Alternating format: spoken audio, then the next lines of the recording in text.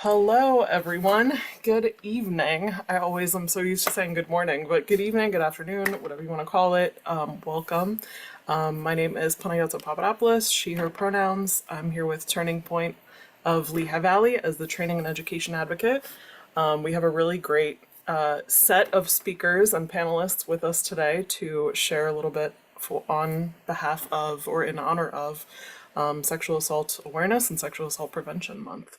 So just a couple quick notes while people are signing in, logging in. If you want to take a minute and just share in the chat where you're joining us from, if you're from Lehigh County, Northampton County, or from somewhere outside of PA or outside of our counties, as well as just a quick note that out of confidentiality and safety of others, we do ask that you not share personally identifying information if you do have any, specific questions or whatnot for our panelists. But feel free to type in the chat as you have any questions that come up. And yeah, and we'll kind of go from there. So let's do a quick, can I do this? Yeah, okay, so I'm gonna launch a poll that is asking where are you joining us from? So you should see it on your screen, just so we get a feel kind of for what we're doing, and then we will go ahead and introduce our speakers and get the conversation rolling. Okay, I think we have, there we go. Okay, so it's a nice mix, so welcome. Thank you guys for joining us from Lehigh, Northampton, and even outside of PA. So thank you for joining us from, all over. So with us today, as mentioned, because April is Sexual Assault Awareness Month, Sexual Assault Prevention, we have two guests from Crime Victims Council of Lehigh Valley. So if you guys want to go ahead and introduce yourselves. Rachel? Yeah, I can go first. Hi, everybody. My name is Rachel Hugel. I am one of the outreach educators for the Crime Victims Council of the Lehigh Valley. I started working for the agency in January of 2022, so I'm currently working on my fourth year now with the agency. And again, I'm an outreach educator. So I am the one that goes out, one of the many that go out in the community. We do a variety of tabling events. We do educational programming in K through 12 schools, colleges, universities, and a bunch of other community partners and programming as well. So our department is most likely to be the ones that you are going to see when we are out there in the community. I just wanted to say thank you, Panayota, for inviting us to be a part of this webinar, and we can't wait to get into our conversation today. Sure. Yeah. Elise. Awesome. Hello, everyone. So my name's Elise. Rachel did a great job of kind of summing up our department because I come from the same place. I am in CVC's outreach, and I joined back in February of 2024. So just over a year now. Finally feel like I, really got the hang of things. I'm settled in. So yeah, we work with K through 12 and then college and community groups.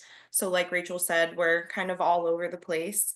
But we're really happy to be here tonight and talk about this really important information. Yeah.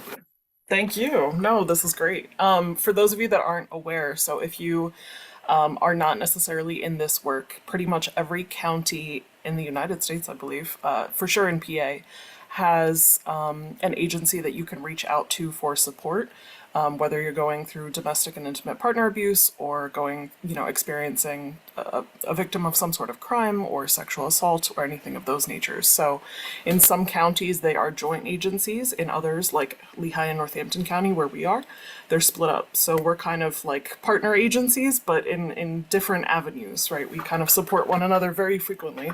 And as mentioned, they're sort of the faces that you'll see every time you're in the community. So, which is kind of cool. I feel like we see each other all the time.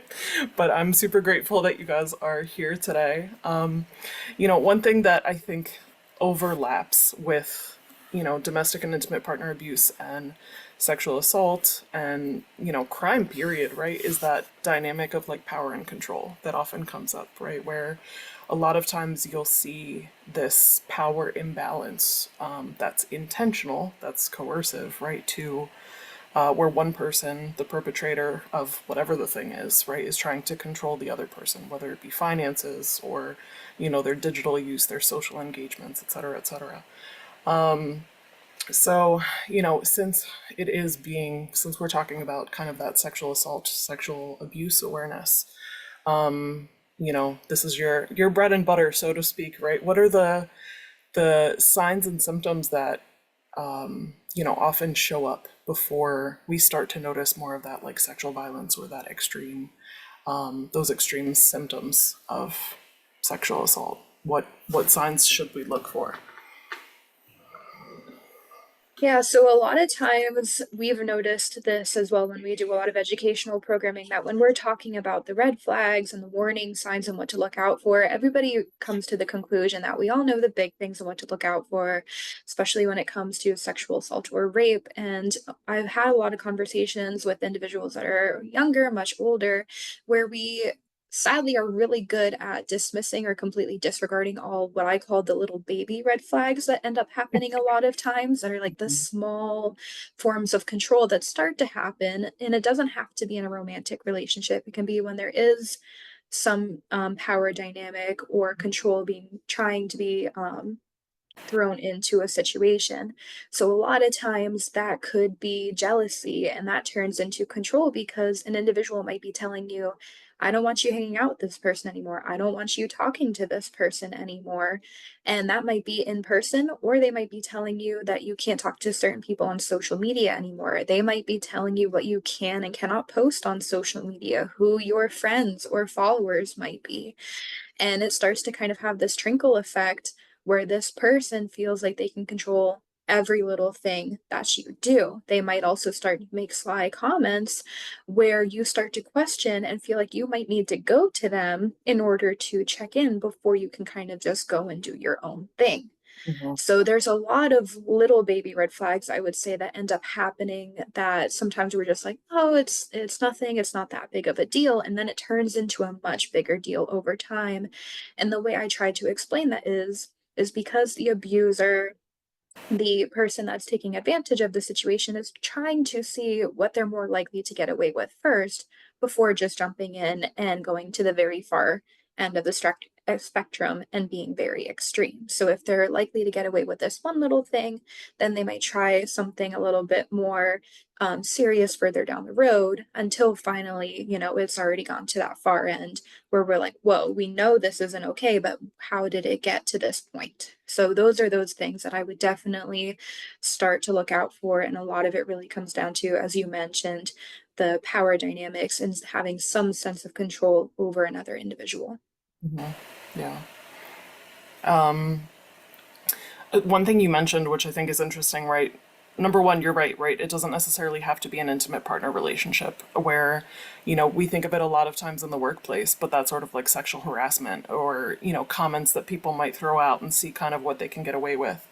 I'm a frequent redditor, and I always find some of those like posts interesting where they'll say like, am I overreacting to this, was this okay or was it not? And even in those instances, right, those like subtle jokes where the perpetrator, the abuser, whoever is initiating that, right, will make those comments to see what they can get away with, like, what if I just XYZ while you were asleep or whatnot.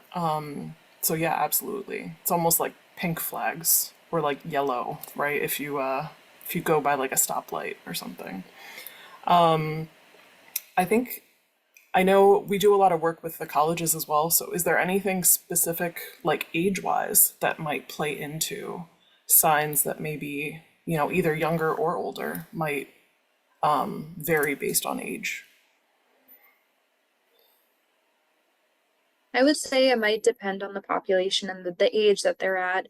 Again, it's more so, it usually starts out with the testing the limits, doing smaller things further down the road. But another thing too that I didn't get to really mention, um, when you asked the first question, was it's not always just sexual assault and rape that we need to look out for. It is a multitude of other things as well.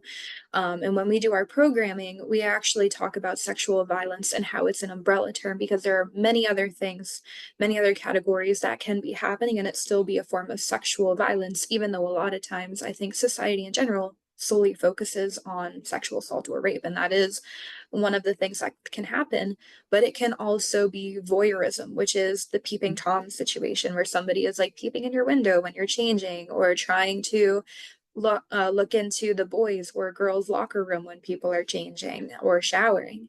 It could be indecent exposure where somebody is flashing or exposing themselves to another individual that does not want to be seeing those things.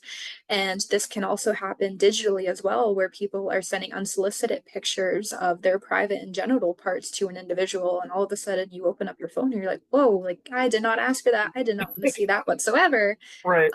And again, it really comes down to consent. Like, did we ask this individual if they're okay before we just go and do it? Whether it's sending them a picture, touching them, kissing them, or anything along the lines whatsoever. So it's not just, it can be sexual assault, it can be rape, but there are many other things that can happen as well. And those are the things that I feel like a lot of people don't take as seriously because we always usually just kind of focus again on the far extreme end of the spectrum. Right. Yeah, you're right. Like with the red flags, right? A lot of times we're looking for that power, that control dynamic, that, kind of testing the limits, testing the boundaries, so to speak. But you mentioned, the important piece of the green flag, right? That consent piece.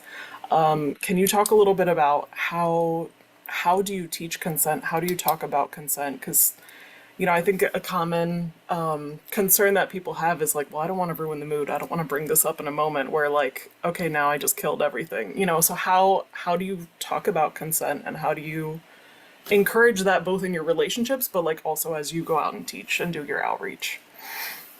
So we talk about consent a lot with a lot of programming that we do, and it is with every community and population that we speak with. So we're talking to consent to college students, we're talking to consent to high schoolers and even elementary school students.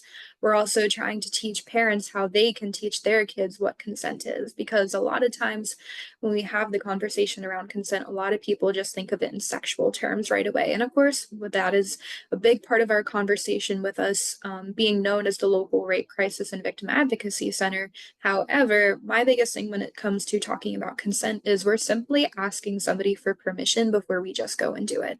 And that can be something as simple as asking somebody to borrow a pen, or asking somebody to hang out on Saturday night, asking somebody for a date. Like we already ask for consent in so many other situations. However, when it comes to anything on the sexual realm of things, that's when we feel awkward. That's when we feel uncomfortable. And the way I try to make it an easier conversation to have is and something that we start to really do more of is I would rather ask an awkward question and feel uncomfortable asking somebody like, hey, are you okay? How does this feel? Rather than just going and doing something and making that person feel even more uncomfortable because you can't kind of take that away. Yeah. And even though you might not hear the answer that you might want to get, like if you want to do something with somebody and they're like, you know what? No, I really don't want to. We kind of have to sit back and say, hey, that's okay. Because if we completely disregard, ignore them and say, well, I want what I want and that's that power and control. And then we're kind of teetering on the side of, hey, this is a form of sexual violence because that person clearly told us that they didn't want to, and I'm completely ignoring um, what they want, what versus what they don't want. So again, it really is a simple conversation, and it really comes down to that taboo topic that we just don't like to talk about it a lot of times, and we really just need to simplify it and make sure that we're thinking of it more so as a conversation. And the more you start to ask individuals for consent, whether you're in a relationship with that person or not, with every situation you really start to encounter and experience, you actually get to build your relationship a lot more. It becomes more positive. You get to know each other more. It's a lot more trusting and stronger. Mhm. Because a lot of times I've seen with the clients that we work with personal situations I've been in, and even seeing friends and family, I feel like if we don't ask people for consent, we end up in a lot of situations where we're kind of teetering on the fence like, I feel like I should just try to see if I can do this and see how they respond, or I feel like I shouldn't do it at all, rather than Hmm. just ask and see and kind of go from there. Hmm. So, we have a question in the chat, which is kind of interesting and on this topic. So, number one, how do you discuss red flags around what healthy sexuality is when it comes to things like, sexual kinks, like, I forget what it stands for, BDSM or other fetishes, and that sort of abuse of power? Like, how does that come up in conversation?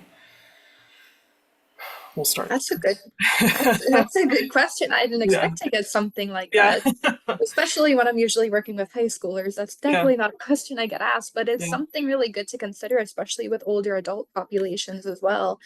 And people who know what they're comfortable doing or know what they want to be able to try out in the situations. And again, the biggest thing comes down to having a conversation with somebody. And I don't really want to try to tie it to 50 Shades of Grey, but I have watched the movie and like it's kind of silly, but it kind of shows like, hey, they went through a contract saying like, hey, if let me know what you are okay with, make sure that we have a safe word so that I know if you don't want to do something, I'm going to stop the minute that you don't want to do it. And you can also change your mind at any point as well, because there's been times where people may think they want to try something and then they get in the midst of things, are like, wait, I am not ready for this. This is not my thing whatsoever. And again, that other person, that partner, whoever it is, needs to respect that and say, hey, that's okay. So a lot of it really comes down to just having a conversation and being able to communicate with each other both during, before, and after the fact. And I actually just saw this really cool packet that it kind of gives you an idea of the conversation that you should be having beforehand. Like, hey, what are the things that you like to do? During the act, hey, how does this feel? Is there something you want to try next? And then after the fact, what did you think of this? Mhm. So that way I know in the back of my head, is this something that person is likely to want to try Mhm. again? Or is this something that I should not do again Right. whatsoever? You know, so I think that's a really good kind of mindset to have, being able to check in with one another and just make sure that both people are okay with whatever you guys want to try to do. It shows care and concern too, just including Exactly. that as part of the conversation, right? You're not just like, okay, yes, let's do, whatever it is. And Yeah. then, oh, okay, now we have to sit and talk about it afterward, where it might even be more awkward had we not discussed it and then went through this whole thing. Hmm. But yeah, I think you're right. I think, and I'm gonna be honest, I try to veer away from 50 Shades just based on all of the stuff that has come up from it. But, I think a lot of times with things like BDSM or fetishes in regards to, healthy sexuality, that I think that conversation part and that consent part is often forgotten. Hmm.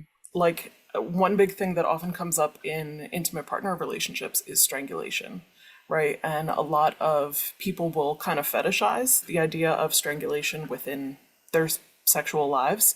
But I think they don't always realize the inherent risks, both health wise and just power dynamic wise, that can come up, right? Strangulation is the number one, if I'm not mistaken, the number one lethality factor, where if your partner is, including strangulation in your sexual life and there has not been consent or there's been pressure to do it, coercion, right? That it highly increases the likelihood that there will be violence or fatality down the road.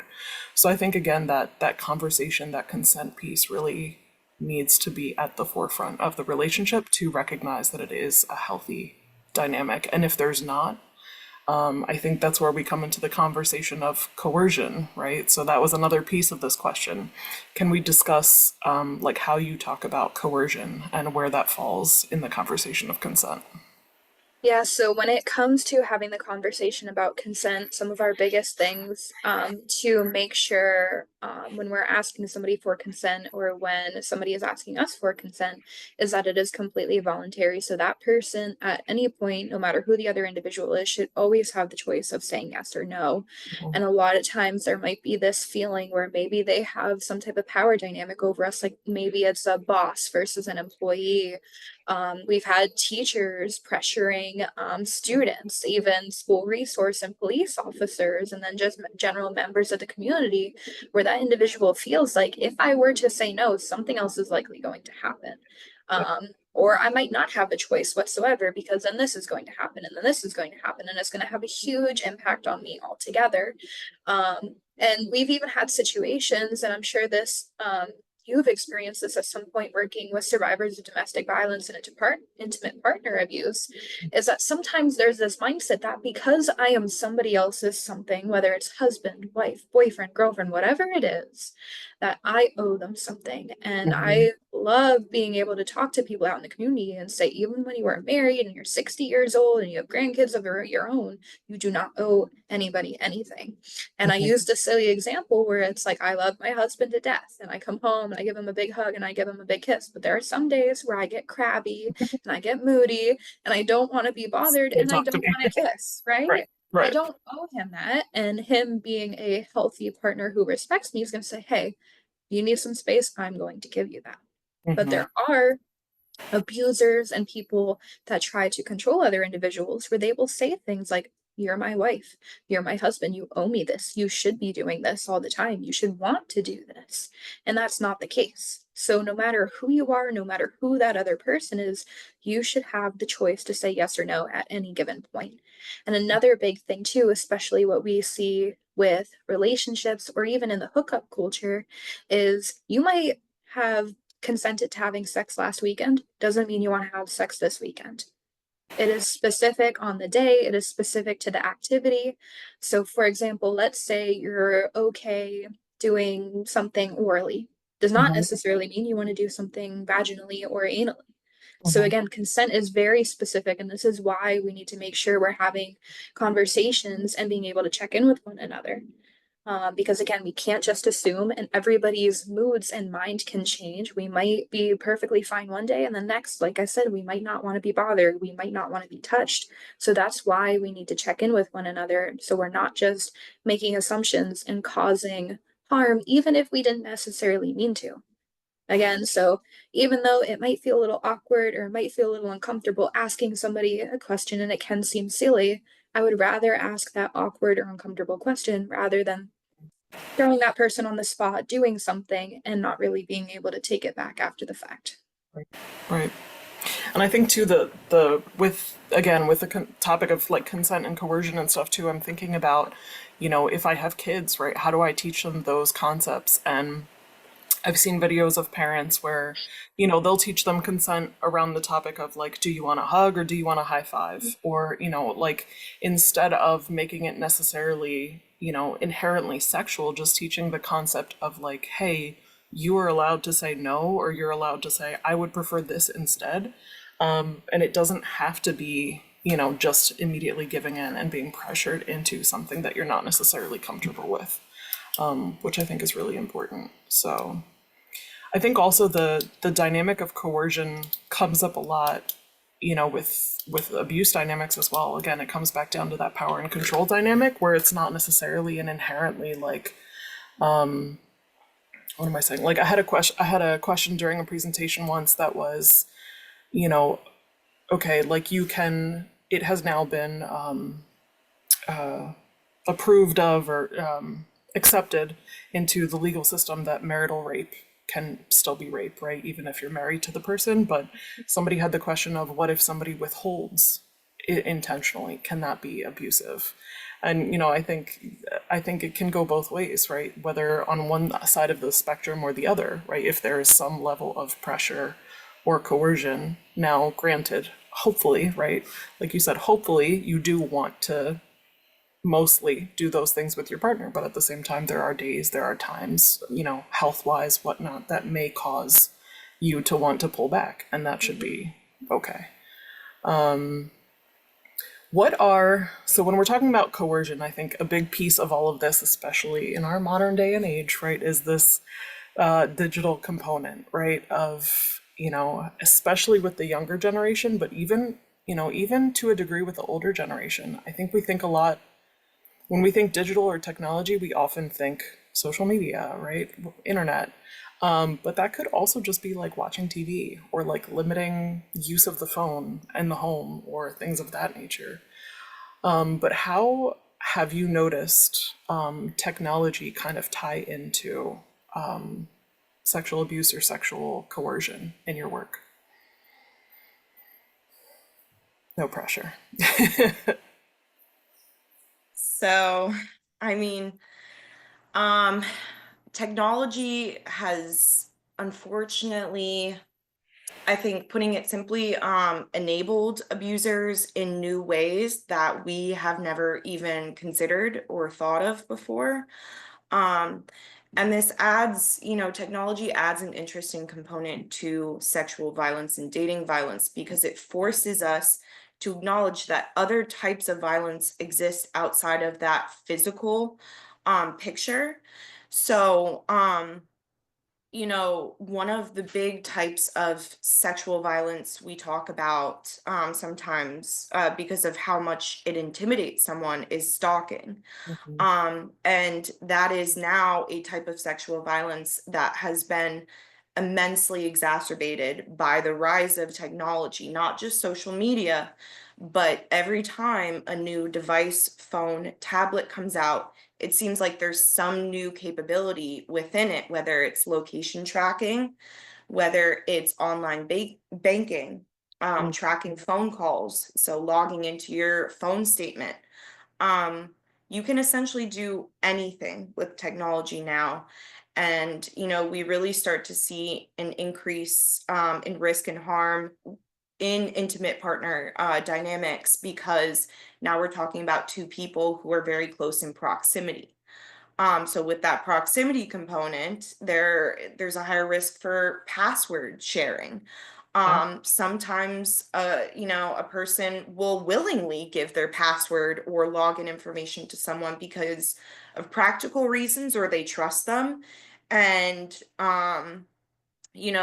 that is used against them. And that same idea of someone's trust being completely betrayed absolutely spans, across technology in many ways, whether we're talking about images, explicit images, sharing that without consent, whether we're talking about sharing information without consent on public platforms. So yeah, it's a really broad umbrella, or really broad area that's difficult to tackle. Yeah. No, you're right. So as you were talking, because we had put together like a digital training as well, and I was looking up statistics because I haven't done it enough, so I don't remember them off the top of my head. But so they did this study recently. I think it was 2024, where they said 85% of people in a committed relationship will grant their partner access to at least one of their personal accounts. 85%. And they said for the younger generations, like Gen Z and beyond, it's 95%. So you're right, Wow. like that like overlap of, sharing access and whatnot is so, so common. And it's almost like it's growing faster than we can even react to or Absolutely. support because we just can't, like, it's really limited to the imagination how somebody could use technology as an abusive factor. So, unfortunately, there's so many different ways that this can show up. I also thought it was interesting that so they said 43% of survey respondents admitted that they felt pressured by their partner to either share logins, passcodes, or locations. For the younger generations, it was 54%. And they also said it was notably there was no difference between male or female. So that in Mhm. some ways, a lot of times I think we often think of both in domestic and intimate partner abuse and sexual assault, we often think of females being the survivor, being the victim. But I thought that that was interesting too, that it's kind of equalized when it comes to digital things Absolutely. Yeah. because, there's so much more. Yeah. It's Yeah, and almost, go ahead. sorry, sure. I No, don't want go. to cut Yep, you off. you're good. Um, Going along with that, with the gender kind of equalized, especially among young people, I kind of explain this to them in terms that they're not used to hearing the words harassment. They're used to hearing, I have a crazy girlfriend, right? Or I have a crazy Toxic. boyfriend. He's, Yeah. yeah, he's, Yeah. he's protective. So I try to make people think about that, Hmm. side of things. is she really just a crazy girlfriend calling you 60 times and tracking you? Or are we looking at abusive, potentially abusive and toxic behavior? Hmm. Yeah, so we see similar behaviors throughout all the ages and age groups. Um, but unfortunately, especially the younger population, they're not attaching the same and honestly appropriate labels to those behaviors that should be. So I think it's almost scary. Once you admit to yourself and to others that it's abuse, it's like, oh, now I have to act on it. But if it's just toxic or like, you Right. know, then it's like, they're just having a bad day. They're just being controlling, and you start to like downplay it and almost gaslight yourself, right? As like, oh, it's not that bad. But you're right. Mhm. Absolutely, language plays a huge role. And, I think there's, again, with the combination of digital abuse, sexual abuse, and language, right? That there are so many different terms that you almost can't keep up, right? Between like revenge porn, doxing, sexting, like some of those Yeah. are older, but even things like stealthing or, and I know I'm throwing a lot out, so I don't know if how Hmm. does how does language play into, if somebody comes to you and is sharing like, hey, I don't know if my relationship is the healthiest, or I don't know, how does language play into what you do? So, like I started saying, really considering who you're speaking to and how they may look at their life depending on their age. Hmm. So like I said, a high schooler, a middle schooler is not going to have abuse or violence or harassment, in mind. You may be able to reach them by using some more familiar terms like toxic, Hmm. except that's just your opening because again a lot of these words don't have the proper meaning attached to them. So connecting to the person, using speech, not necessarily slang. You don't have to sound like a teenager or a child when you speak to someone. Just trying to take the information you're trying to convey to them and making it palatable for them. um Going along with that, maybe someone isn't ready just to hear abuse flat out. That's a scary word. So is violence, so is assault, Yeah. So trying to gauge how you are able to meet someone where they're at, give them that appropriate information and resources without one, confusing them or sounding like a scholastic, Hmm. resource, Yeah. or also like I said, scaring them away, making them completely resistant to the idea of going any further into that conversation. Sure. Yeah, you don't want to start with like the perpetrator who, yeah, it becomes Yeah, this yeah, like and start. Yeah, and I mean, disconnect. even you said there's like a million terms for all these types of, so maybe don't focus so much on throwing all these terms at them and definitions.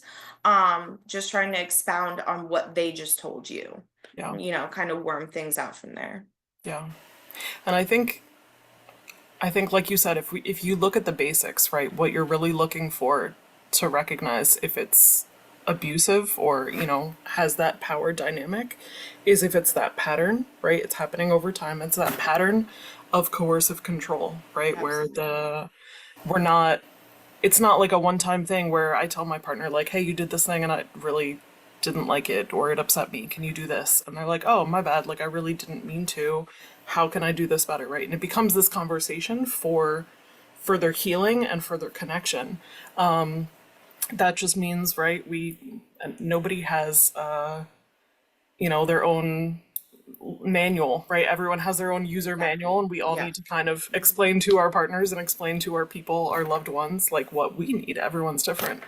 But I think where, that over time either is dismissed or is, kind of blamed on something external, like, oh, I was drinking, or oh, I had a bad day or whatever, right, those are some of those signs that we see over time that does make it, yeah, more of that abuse, that toxic dynamic, if you will. Yeah. What are some like common myths or stereotypes or just challenges that survivors have in accessing help or accessing resources?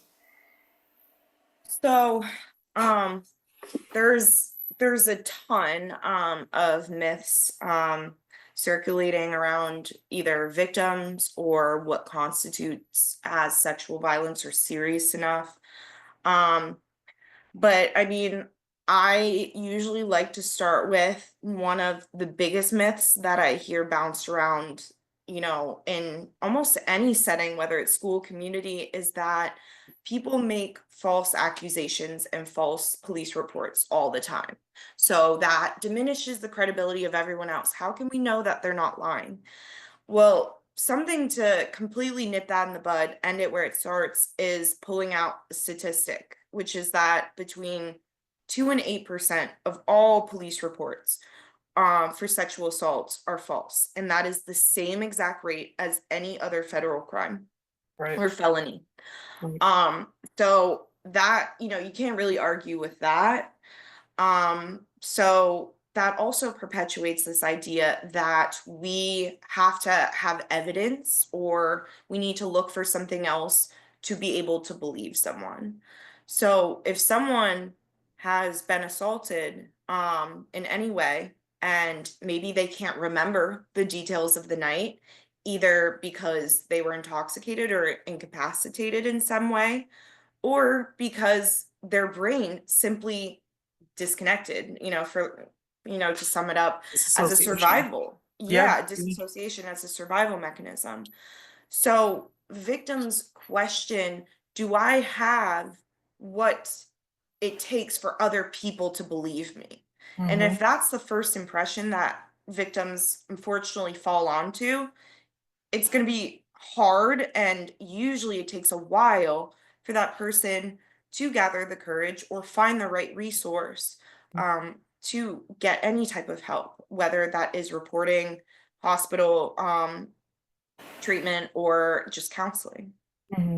Yeah, no, you're absolutely right. So, let's say I do experience sexual harassment, sexual assault, or, in general, stalking, right? And I need to talk to somebody, right? Can you walk someone through the process of what that looks like or what, might be available to them to consider? Yeah, so whenever we interact with survivors and whenever we talk about supporting someone else to other people, we say we offer options. We will never advise. Um, Advise meaning we won't offer our own personal feedback on what we believe is the best course of action. Mhm. And we do this because once we advise or suggest, a solution, we are once again taking away that victim or survivor's control and power after it was just brutally ripped from them. So while we may have good intentions and we intend to get them back on their feet, unfortunately, we're tearing them down. Maybe even if it's just a little, even if they don't notice it, um, that's what we really have to be careful about.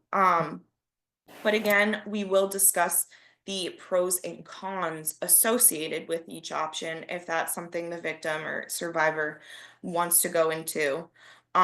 So, pros and cons of reporting to the police, pros and cons of getting medical treatment, or just going to a confidential resource like a rape crisis center, domestic violence shelter. Those are usually our big three on immediate actions. And then, I did mention earlier, of course, there's a million things we could help the victim explore. Again, we're just um, for lack of better terms, throwing out ideas and waiting until something resonates with them. Yeah. Because sometimes it takes a second for the victim to figure out what's gonna make them feel powerful and embodied again. Yeah. That's a good like term and point right there, that embodiment, right? Where, especially if there's SA involved, right? Sexual assault, where, you know, a lot of survivors do kind of lose that connection with their body for some time, and there's that long term impact. How how do you encourage survivors to heal or reconnect in those ways and yeah, heal from some of those long-term impacts that they may experience? So, and Rachel, if you have anything, I was gonna say it's almost like uh, a group project. I love you guys like yeah, split it up. yeah, we It's kind of cute. section by section, but please jump in at any No, point you're if good. you think of anything. You're doing So great. thank you. So I'm so sorry. Your No, you're question, good. so healing referrals, is that what you were getting at? Yeah. Um, Or just in general, like how do you help a survivor? Because I imagine there's a lot of long-term impacts, right? Between shame, between okay, if this person was my partner now, do I trust them anymore? That embodiment piece, right? So what are some of those like long-term impacts and how do you help survivors kind of reconnect to what things might be available for them? Yeah, so there can be a bunch of different long-term impacts that a survivor or victim can experience. A lot of times when it comes to sexual violence, the common things that we usually end up witnessing somebody go through is dealing with anxiety, depression. A lot of times they might have low self-esteem because somebody has kind of made them feel like dirt on the ground and wiped everything away from them when it comes to that power and control. And what actually usually ends up happening over time is, or right off the bat, is survivors and victims will have a hard time trusting and being able to have relationships with other people. And a lot of that is because when it comes to sexual violence, the majority of victims and survivors had some type of relationship with the person that hurt them. And it doesn't have to be a current or former intimate partner. It could have been their boss, it could have been their coworker, a friend, somebody that they know that goes to the same school as them. There was some type of relationship, they were acquaintance, or they at least knew who they were. They had some type of trust and relationship with them to begin with. So if you really start to think about it in a survivor's mindset and a victim's mindset, that if this person that I had a good relationship with, that I trusted, hurt me and broke that trust, what makes you think that they're going to be able to trust somebody else further down the road? And I think we can all kind of relate to this too, because when we don't know somebody else right off the bat, we have a wall built up, right? And if somebody breaks that trust, we're going to build another wall, even if we're kind of going to protect ourselves more and more. And that's what happens with a lot of survivors is they realize they've been hurt, they realize that trust has been broken, so they're just trying to protect themselves as much as they possibly can. And sometimes other people in their social network can kind of feel hurt because they're like, this person doesn't talk to me anymore, this person doesn't open up, like I tell them that they can come to me and they can talk about these things, and they don't realize these long-term impacts that an individual can have. And it is difficult working with the survivor because they can start the healing process. They can start improving. They can start doing things like going back to school, going back to work, doing things that they enjoy doing. And then out of nowhere, they could get triggered, or they can have a bad flashback. They can have a night terror. And it's kind of just our mind like, hey, remember this bad thing that happened? Even though it could be a beautiful day and you're out for a walk, and all of a sudden you're like, I don't feel safe. I don't know where to go. And what am I doing right now? Mm-hmm. And really, it's reminding ourselves that we're not there in that moment. Not everybody is bad, and we can have good relationships throughout life, even though, yes, we might have to be cautious with the people that we're trusting. Maybe we don't give everybody all of our information right away or share our passwords and our social media accounts with everybody. Maybe we take a little bit more time before we just give everybody our all right off the bat. And sometimes it's just breaking it down little by little and just reassuring that individual that you are safe, you are loved. We believe you, we're here for you, we're going to do as much as we possibly can. And yes, this bad thing happened, but you can still continue to keep doing good things and keep moving forward. That bad thing is not going to take away and ruin everything else that life has in store for you. Because we've had survivors that have been through the absolute worst of things, And then we hear these stories where they get their GED, they go to college, they get full ride scholarships, they are working multiple jobs, they buy their first house, they get a car. So there is much, much more to come. And even though you might have been through the runner and Yeah. experienced the worst of the worst, there are still good things to come. And I don't want that one thing to get in the way of everything else that life has in store. Yeah. I think you're right. Like that, it's that reminder that we're not necessarily what we go through, that it doesn't have to be our identity. And, people are onions, so to speak, right? Like we are at the base of everything, regardless of what we've been through, there's still the human behind it. And those goals, those desires, those needs.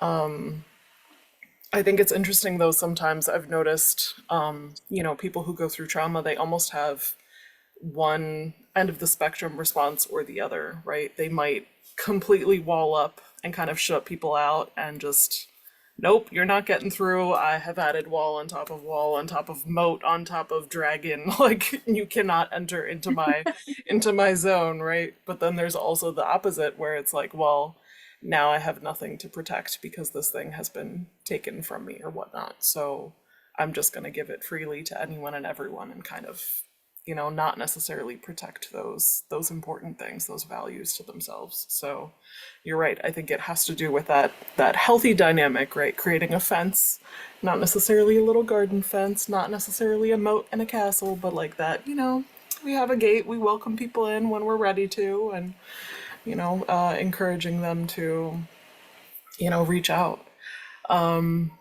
I think another big thing, that comes up in our world is that question of like, well, why don't you just leave, right? Or like, yeah, I'm sure you hear all the time, right? Just report it, just block the person if they're stalking you, just change your number. And it's hard because it not only takes the onus away from the person who's doing the abusing, but it also kind of puts it back onto the victim, onto the survivor of like, blaming them. Like you have to take that step to, and it's not their fault. So I think that reminder, just if anyone's listening and you're going through this, that this is not happening because of anything you've done, anything that you've said, anything that you've worn, anything, that these things happen, but you're not at fault. And how do you respond to, if someone has that kind of like, well, why don't you just report it? Why don't you just leave? What do you guys tell people when you talk about it?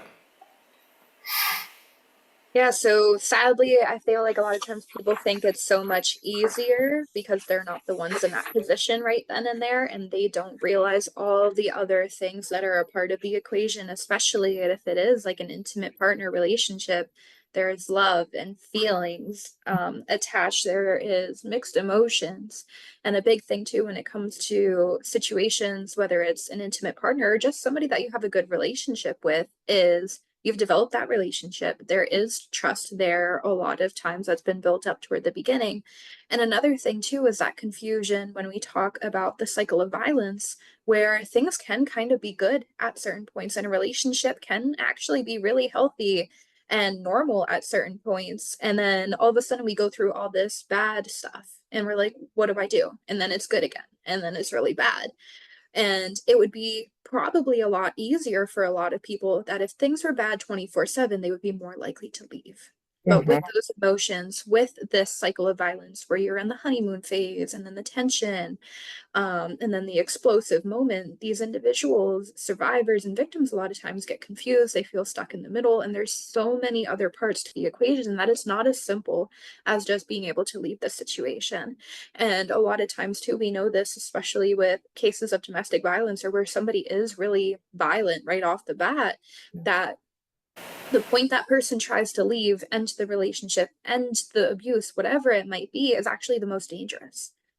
So that person, even though they don't want to be experiencing whatever is taking place, they would rather go through that rather than put their life at risk. Yep. Yeah. And it's kind of like picking the lesser of two evils at a certain point. Or maybe their kids' lives or somebody else's life is put at risk. Yeah. So they feel like they just need to give into the situation or else things are just going to get much, much worse. Yeah. So sometimes it might feel like that person has no other choice whatsoever. And especially a lot of times when people say about like, oh, just blocking that person, just delete their number, especially when it comes to Yeah. digital violence too, and how advanced technology has gone, it's not that simple, It's sadly. not. No. And a lot of people don't realize that you can block one number, they can create a random generated fate another Yep. number and Yep. keep calling you and keep stalking you all over again. So even though to us it might seem super simple, there are so many added complex layers to the equation that it's not just a snap of the finger and it's all done and over with. Yeah. They say there's a statistic where when somebody chooses to leave and for the next 2 years after trying to leave an abusive relationship, there is a 75% increase in fatality or lethality, that violence risk, right? Because the abuser recognizes they're losing control of the person of the situation, and that's when they tend to escalate. So yeah, so why don't you just leave is not necessarily the as easy as that. You're right. Sometimes it's, well, it might be safer for me to stay, especially if I have kids, especially if I'm financially dependent at this moment in time, right? And get to a situation where whenever I'm ready, if I'm ready, you know? So that's why kind of sticking to that voice and choice, that empowerment piece of, we never tell anyone what to do. Just these are your options, these are your resources, and we can help you, kind of go from there. So I guess this is probably a good spot. I don't see any other questions, but if you do have any questions, if you're listening in, please feel free to ask. Now might be a good time to talk if you want to share a little bit about what services you do offer with CVC, or if you have any final thoughts, things that you don't want to leave without saying and advising people. Yeah, feel free to share.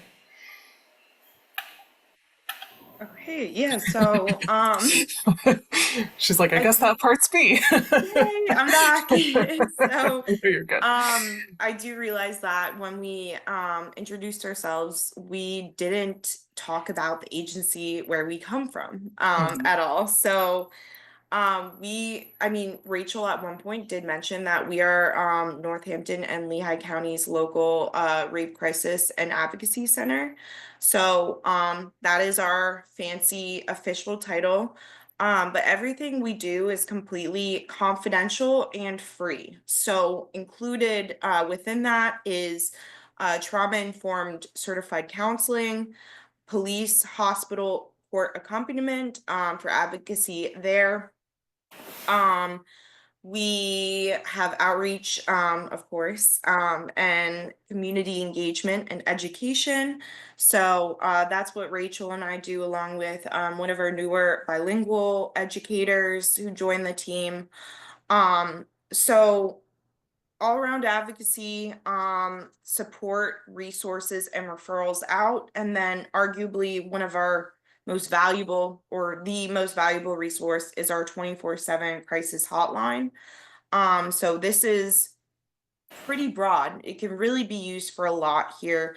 It can be used for questions, advice, support, if you just want to rant, or again, if you want to explore options. That's really where we'll go into the pros and cons of that. I Yeah. just Um, wanted to quick add, I know we have a question that you were going to address, but when it comes to our good. services specifically, I always like to highlight, because not every center does this, is that all of our services are also available to significant others of the crimes as well. So we don't only help the victims and survivors, we can help friends, family members, coworkers, roommates, and that is really for any of our services. So, for example, when it comes to our 24-hour hotline, we've had parents that call after their child discloses that something happened to them, and the parents like, I don't know what to do. I don't know how to keep these conversations going with my child because I need to be able to process this myself as a parent. So when it comes to calling our 24-hour hotline or signing up for counseling, whatever that individual wants to do, we are also available to help any individual out, no matter what their situation is. So I always like just being able to highlight that, because I feel like a lot of times when it comes to these situations specifically, is that somebody else is more likely to kind of notice and point it out before the person that's actually kind of going through it. So I'm sure we've all kind of been in that situation before, where maybe a friend or a coworker or somebody that we've gone to school with, is in a toxic relationship and you're seeing those signs of control, you're seeing somebody that's very jealous, and that person, your friend or coworker, is probably just blowing it off saying, not that big of a deal, like I'm not really worried. And in the back of your head, you're like, that's not okay. Like Yep. that's power, that's control, and that's an unhealthy or abusive relationship. So a lot of times we notice things and kind of point it out before the victim or survivor actually admits the situation that they end up finding themselves in a lot of times. So whether you need to give us a phone call, want to talk to us, just ask questions and say, hey, I know of somebody in a situation. What can I do? How can I help them out? What advice could I possibly offer to them? What are their options? Or if you're seeking support or counseling for yourself, please feel free to give us a call. And I did remember that there is one individual, I believe, that's either out of our counties or out of our state. So again, just a reminder that we do cover Lehigh and Northampton County, but there is at least a center very similar to us and or Turning Point that covers every county in the state of Pennsylvania. And then there are also other ones as well throughout the entire United States as well. Let me see if I can. Yeah. So, if you, oh, I forgot to put the websites. I will put them in the chat. But there are, here's our 24/7 helpline. Our services are very similar. All of our services are confidential, offered at no cost. Here's Crime Victims Counsel. Again, if you ever just want to talk to somebody, like, hey, is this abusive? Hey, I'm not sure. Can I just like get some feedback or whatnot? Hey, can you share some resources? And then we also have the national hotlines as well and national websites I will put in the chat. But yes, there was a question. What are the similarities and differences in the work you do with LGBTQIA plus relationships versus cisgender, heteronormative relationships? It's a good question. Any thoughts? Would okay, so I can answer like within the services we do, but also maybe you would have some good Mm-hmm. feedback Yeah, with that because of the relationship component. yeah. Oh, do you want So, me to start? Go ahead. well, no, you're right. I can just give my little piece, but it's very You're short. fine. Um, Yeah, so we are committed to making sure we foster an inclusive space. So we never assume with survivors. That goes with anything, identity, sexuality, and any type of details of a person. We will make sure that we have gender inclusive clothing for hospital runs. Um, which is when we will go to accompany a victim or survivor at a hospital after an assault has occurred. So just trying to keep these small services in mind that really, bolsters our ability to cater to special populations. But that's about it. Anything to add, Rachel? The only thing I would highlight probably is like one thing we kind of probably notice a lot more when it comes to sexual violence and the digital abuse, when it comes to the LGBTQIA plus community, is kind of that threat of outing somebody. A lot of times we end up experiencing that when working with survivors in the community, where either that person directly says like, hey, I'm going to be telling people if you say something or if you try to go to somebody else about this. I'm going to tell them how you identify. Or in the back of their head, maybe they've just closeted themselves. And if they've been a victim of sexual violence, like let's say there's a situation that ends up happening on like a dating platform like Tinder or something like that. In order for them to make a report, they would pretty much end up outing themselves, saying, hey, I am talking to other guys, or hey, I am talking to other girls, therefore I am gay or I am lesbian. So that's a whole nother situation that we end up kind of experiencing when it comes to working with the LGBTQIA plus community. And it's kind of just more, again, complex situations where a lot of times they have a harder time coming forward and being able to talk to somebody about these situations. But again, we are completely inclusive, just like Elise said, and we are here and happy to help anybody as much as we can, no matter what the situation is. Yeah. Yeah, same with Turning Point, right? We support all survivors regardless of, gender identity, sexual orientation, etc. But you're right that that power and control dynamic can often be even more complex in a queer relationship, just because there are so many more dynamics that may be used. So a lot of times we'll see, the abuser try to like define who is, what is allowed in the relationship, what isn't allowed, whether it be in gender expression or, sexual preferences or whatnot. The other thing too that it's important to mention is that a lot of times if somebody tries to leave from an abusive relationship that is a queer relationship, a lot of times their support system is also their abuser's support system. So it makes it that much harder for them to actually leave the relationship. So, absolutely we want to ensure that we are offering that, survivor focused, trauma informed environment, that we are ensuring. But yeah, all identifying individuals, if they're experiencing abuse, they can contact us at any point. We do not discriminate against in any way. I know sometimes that comes up a lot of times as well with things like shelter, or, emergency safe house programming, that someone being trans or being, identifying as LGBTQ plus would not limit them from shelter. It would be, it's really limited to those who are fleeing in an immediate danger from the abuse. But yeah, no, that's a really great question. Let me see. Yes, Bradbury Sullivan, thank you, is a community-based resource as well for LGBTQIA individuals. There's also PA Trans Equity, which is more statewide, but they do provide that support for those who are trans-specific identifying. But yeah, absolutely. And if anyone ever needs additional resources or, names of agencies or whatnot, again, feel free to call our helpline at any point, either of us, and we'll be able to get you to the right spot. If you are not from this area, a good place to reach out is the hotline.org, which is the national DV resource. And then RAIN.org, if I'm not mistaken, is the national sexual assault, sexual violence resource. Loveisrespect.org is another really good resource for healthy relationships, specifically for kind of youth, young adults, teens. And then we also I put our feedback form. If you get a chance to offer any feedback, that would be super appreciated.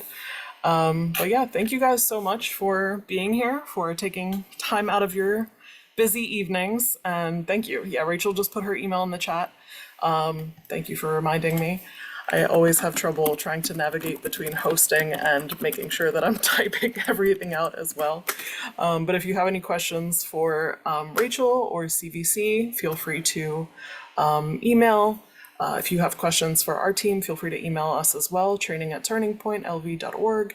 And I will state this, I'm assuming it's the same for both, that if you're emailing, it's not, I'm in immediate danger. It's, I have more questions, I want to talk to somebody. If you have something that needs more of an immediate response, please call the helpline and we'll be able to connect you. So, but thank you guys again. And yeah, I hope everyone has a great night. Thanks for keeping a couple extra minutes. And yeah, thank you guys.